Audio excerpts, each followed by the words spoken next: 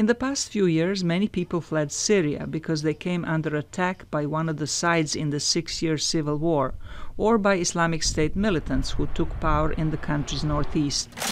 Islamic State has been losing territory and power in recent months, but people who have fled the terrorists are not sure they can go back. If the security situation does not calm down, we won't go back. Where would we live? How could we eat and drink? Those who lost their houses can't work or have big families. What would they go back to do? Many of the refugees live in UN-operated tent cities while they await resettlement to a third country. Jordan, a country of 10 million people, is home to almost 700,000 refugees. Some of them are victims of torture and abuse. An international group of lawyers is helping 50 of the most vulnerable refugees in Jordan. What I say to the client is, we will help you until you're self-supporting. We will help you until you're on your feet and able to take care of yourself.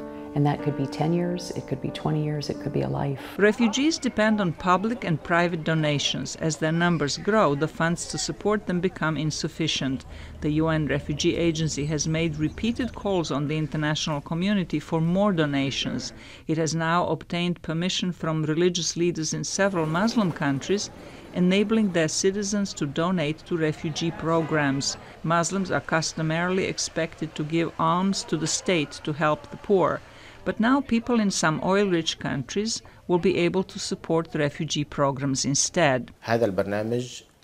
Through this program, the donations go 100% full and directly to the refugees and do not go through any cuts at all in comparison to other funding programs in UNHCR, where donations go through a 7% administrative tax for the sake of the organization. But in a world where every minute nearly 20 people are forcibly displaced from their homes as a result of conflict or persecution, the need for support outpaces the supply.